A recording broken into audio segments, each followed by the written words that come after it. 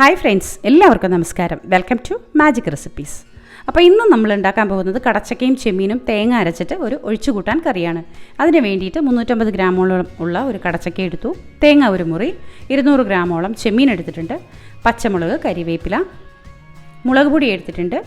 മുളക് പൊടി 2.5 table spoon, മല്ലിപ്പൊടി 1 ടേബിൾ സ്പൂൺ, മഞ്ഞൾപ്പൊടി 1 ടേബിൾ സ്പൂൺ, പെരുംജീരകം 1/2 ടേബിൾ സ്പൂൺ, ഉള്ളി, പിന്നെ വാളംപുളി വേണം. അത് ആ സമയത്ത് ഞാൻ ഉണ്ടാക്കുന്ന സമയത്ത് പറയാം, തക്കാളിയും വാളംപുളിയും ഒക്കെ.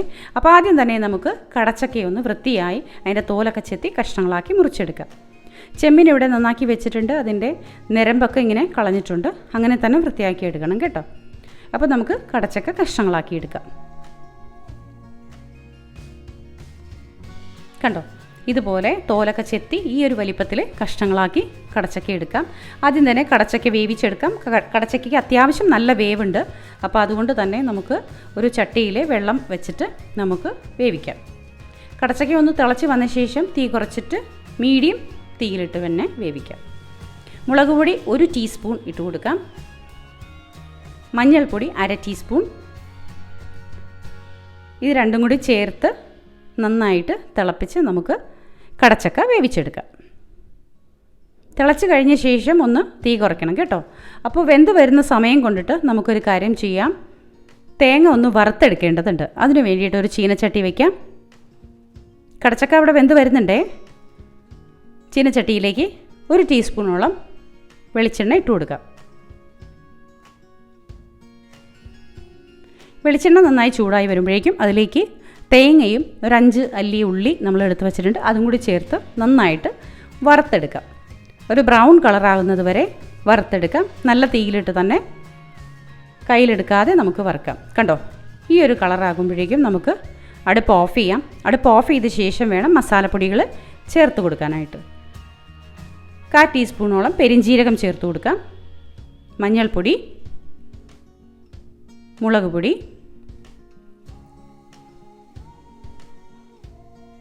മല്ലിപ്പൊടി, ഇതെല്ലാം കൂടി ചേർത്ത് നമുക്ക് ഒന്ന് മിക്സ് ചെയ്ത് അതിൻ്റെ മസാലക്കുത്ത് മാറുന്നത് വരെ ഒന്ന് ചൂടാക്കിയെടുക്കാം. അപ്പോഴേക്കും നമ്മുടെ കടച്ചക്ക പകുതി വേവായിട്ടുണ്ട്. നമുക്കതിലേക്ക് ചെമ്മീനും തക്കാളിയും കൂടി ഇട്ട് കൊടുക്കേണ്ടതുണ്ട്. ഒരു ചെറിയ മീഡിയം സൈസ് തക്കാളിയാണ് കേട്ടോ എടുത്തിരിക്കുന്നത്. അധികം പുളി വേണ്ട, കാരണം നമ്മൾ പുളിവെള്ളം ഒഴിക്കുന്നത് കൊണ്ട്. കടച്ചക്ക പകുതി വേവായ ശേഷം മാത്രമാണ് ചെമ്മീനും തക്കാളിയും ചേർത്ത് കൊടുക്കാൻ പാടുള്ളൂ. അപ്പോഴേക്കും നമ്മൾ അരപ്പിന് വേണ്ടി എടുത്ത് വെച്ചിരിക്കുന്ന തേങ്ങ ഒന്ന് ആറി കിട്ടിയിട്ടുണ്ട്. ഇനി നമുക്കിത് നന്നായിട്ട് അരച്ചെടുക്കാം. കണ്ടോ, നല്ല പോലെ അരഞ്ഞ് കിട്ടിയിട്ടുണ്ട്. നല്ല പേസ്റ്റായിട്ട് തന്നെ അരഞ്ഞ് കിട്ടിയിട്ടുണ്ട്. ഈ സമയം കൊണ്ട് നമുക്ക് പുളിയുടെ വെള്ളമൊന്ന് എടുക്കാം. ഒരു നാരങ്ങ വലിപ്പത്തിൽ പുളിയെടുത്ത് വെള്ളത്തിലിട്ടിട്ടുണ്ട്, അതൊന്ന് പൾപ്പാക്കി എടുക്കാം.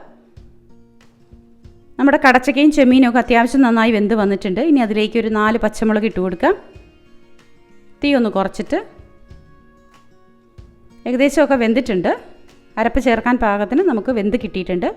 ഇനി നമുക്ക് പുളിവെള്ളം ഒഴിച്ചു കൊടുക്കാം. അതിൻ്റെ പിശറ് മാറ്റിയേക്കണം കേട്ടോ. തെളിവെള്ളം മാത്രം ഒഴിച്ചു കൊടുത്താൽ മതി. നല്ലപോലെ മിക്സ് ചെയ്യാം. തീ കൂട്ടി വയ്ക്കാം. ഇനി ഇതിലേക്ക് നമ്മൾ അരച്ച് വെച്ചിരിക്കുന്ന അരപ്പ് ചേർത്ത് കൊടുക്കാം. പുളിവെള്ളം ചേർത്ത ശേഷം മിക്സിയുടെ ജാറും കൂടി ഒന്ന് കഴുകി കുറച്ച് വെള്ളം കൂടി ഒന്ന് ചേർത്ത് കൊടുക്കാം. നല്ല ഗ്രേവി ടൈപ്പാണ് ഈ കറി. അപ്പോൾ അതുകൊണ്ട് കുറച്ചുകൂടെ വെള്ളം ചേർത്ത് കൊടുക്കാം. ഉപ്പ് ചേർത്ത് കൊടുക്കാം പാകത്തിന്. കല്ലുപ്പാണ് ഞാനിവിടെ ചേർത്ത് കൊടുത്തിരിക്കുന്നത്.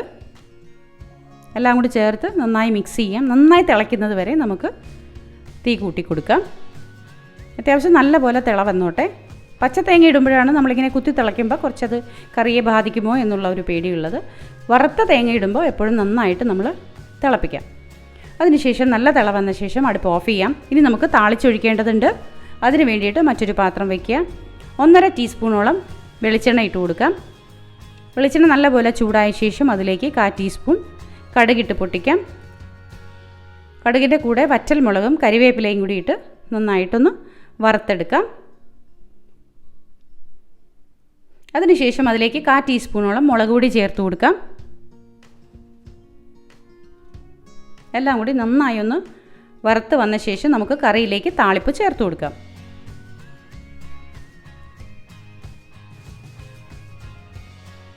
നല്ലപോലെ വറവ് മൂത്ത് വന്നിട്ടുണ്ട്. ഇനി നമുക്ക് കറിയിലേക്ക് ചേർത്ത് കൊടുക്കാം. വറവ് ഒഴിച്ച് കഴിഞ്ഞാൽ ഉടനെ കറി ഒന്ന് മൂടിയേക്കണം കേട്ടോ. കാരണം ആ വറവിൻ്റെ ഒരു നല്ല സ്മെല്ല്, ഒരു അരോമ പുറത്ത് പോകരുത്. അപ്പോൾ അതിന് വേണ്ടിയിട്ട് ഒരു 5 മിനിറ്റ് ഒന്ന് അടച്ച് വെച്ച ശേഷം നമുക്ക് തുറന്ന് നോക്കാം. കണ്ടോ, നല്ല ഒരു ഗ്രേവി ടൈപ്പാണ്. തിക്ക് ഗ്രേവി അല്ല, ലൂസായി നിൽക്കുന്ന ഒരു ഗ്രേവി ടൈപ്പാണ്. ചോറിന് പറ്റിയ ഒരു കറിയാണിത് ഒഴിച്ചു കൂട്ടാൻ. കണ്ടോ, കടച്ചക്കയും ചെമ്മീനും ഒക്കെ നന്നായിട്ട് പുളി പിടിച്ച് വെന്ത് നമുക്ക് കിട്ടിയിട്ടുണ്ട്. അപ്പോൾ ഇതാണ് നമ്മളിന്ന് ഉണ്ടാക്കിയിരിക്കുന്നത്.